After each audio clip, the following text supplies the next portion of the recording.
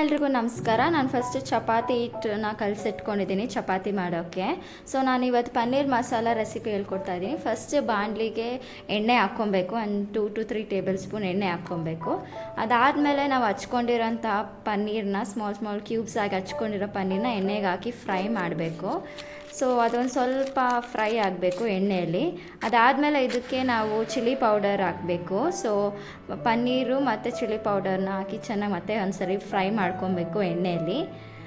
ಇದನ್ನು ಒಂದು 3 to 4 minutes ಅದನ್ನು ಚೆನ್ನಾಗಿ ಫ್ರೈ ಮಾಡ್ಕೊಬೇಕು. ಪನ್ನೀರನ್ನ ಈ ಥರ ಎಣ್ಣೆಯಲ್ಲಿ ಫ್ರೈ ಮಾಡಿ ಸಪ್ರೇಟಾಗಿ ಎತ್ತಿಟ್ಕೊಳ್ಬೇಕು. ಈ ಥರ ಸಪ್ರೇಟಾಗಿ ಎತ್ತಿಟ್ಕೊಂಡಾದ್ಮೇಲೆ ನೆಕ್ಸ್ಟು ಅದೇ ಬಾಣಲಿಗೆ ನಾನು ಮತ್ತೆ ಎಣ್ಣೆ ಹಾಕಿದ್ದೀನಿ. ಎಣ್ಣೆ ಕಾದ್ಮೇಲೆ ಇದೇ ಕಾದಿರೋ ಎಣ್ಣೆಗೆ ನಾವು ಈರುಳ್ಳಿ ಹಾಕ್ತಿದ್ದೀನಿ. ಸೊ ಈರುಳ್ಳಿ ಹಾಕಿ ಚೆನ್ನಾಗಿ ಫ್ರೈ ಮಾಡ್ಕೊತಾ ಇದ್ದೀನಿ. ಸೊ ಈ ಥರ ಫ್ರೈ ಮಾಡಿಕೊಂಡು ಅದಾದಮೇಲೆ ಇದೇನೆಂದರೆ ನಾವು ಪೇಸ್ಟ್ ಮಾಡ್ಕೊಳ್ಬೇಕು. ಸೊ ಅದಕ್ಕೋಸ್ಕರ ನಾನು ಎಣ್ಣೆಗೆ ಈರುಳ್ಳಿ ಹಾಕಿ ಈರುಳ್ಳಿ ಫ್ರೈ ಮಾಡ್ಕೊತಾ ಇದ್ದೀನಿ. ಅದಾದಮೇಲೆ ಇದ್ರ ಜೊತೆ ಕ್ಯಾಶ್ಯೂ ಅಂದರೆ ಗೋಡಂಬಿ ಕೂಡ ನಾನು ಆ್ಯಡ್ ಮಾಡ್ತಾಯಿದ್ದೀನಿ.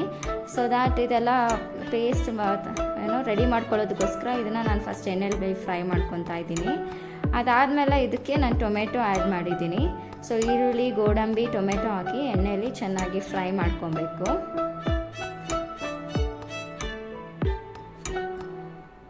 ಸೊ ಇದೆಲ್ಲ ಚೆನ್ನಾಗಿ ಒಂದು ಸ್ವಲ್ಪ ಹೊತ್ತು ಫ್ರೈ ಆದಮೇಲೆ ಇದಕ್ಕೆ ರೆಡ್ ಚಿಲ್ಲಿ ಪೌಡರ್ ಆ್ಯಡ್ ಮಾಡ್ತಾಯಿದ್ದೀನಿ.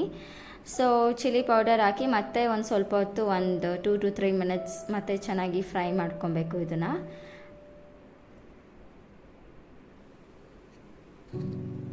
ಸೊ ಇದೆಲ್ಲ ಫ್ರೈ ಆದಮೇಲೆ ಇದನ್ನು ನಾನು ಮಿಕ್ಸಿಗೆ ಹಾಕ್ಕೊತಾ ಇದ್ದೀನಿ ಗ್ರೈಂಡ್ ಮಾಡ್ಕೊಳ್ಳೋಕ್ಕೆ ಫೈನ್ ಪೇಸ್ಟಾಗಿ.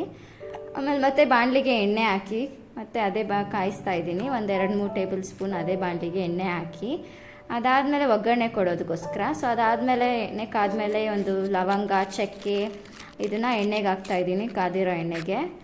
ಅದಾದಮೇಲೆ ಇದ್ರ ಜೊತೆಗೆ ಸಾಸಿವೆ ಹಾಕ್ತಾಯಿದ್ದೀನಿ. ಸೊ ಇದನ್ನು ಸ್ವಲ್ಪ ಒಗ್ಗರಣೆ ಕೊಡೋದಕ್ಕೋಸ್ಕರ ಪನ್ನೀರ್ ಮಸಾಲಾಗೆ.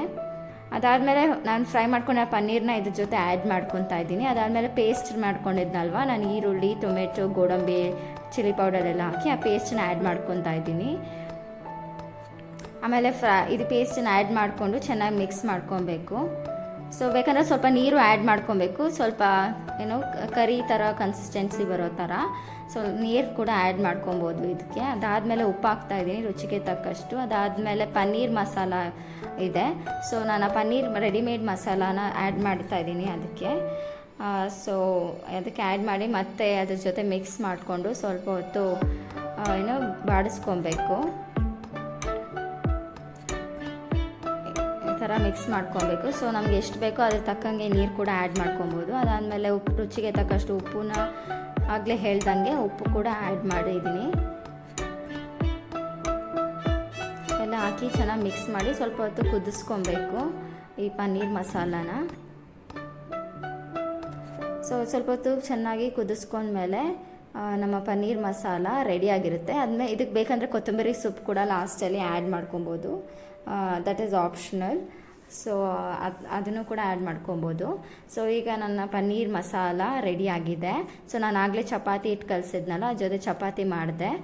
ಸೊ ಚಪಾತಿ ಜೊತೆಗೆ ಪನ್ನೀರ್ ಮಸಾಲ ಟೇಸ್ಟ್ ಮಾಡ್ತಾಯಿದ್ದೀನಿ. ಸೊ ತುಂಬ ಚೆನ್ನಾಗಿ ಬಂದಿತ್ತು ಆ್ಯಕ್ಚುಲಿ ಪನ್ನೀರ್ ಮಸಾಲ ಮತ್ತು ಚಪಾತಿ ಕಾಂಬಿನೇಷನ್. ನೀವು ಕೂಡ ಟ್ರೈ ಮಾಡಿ.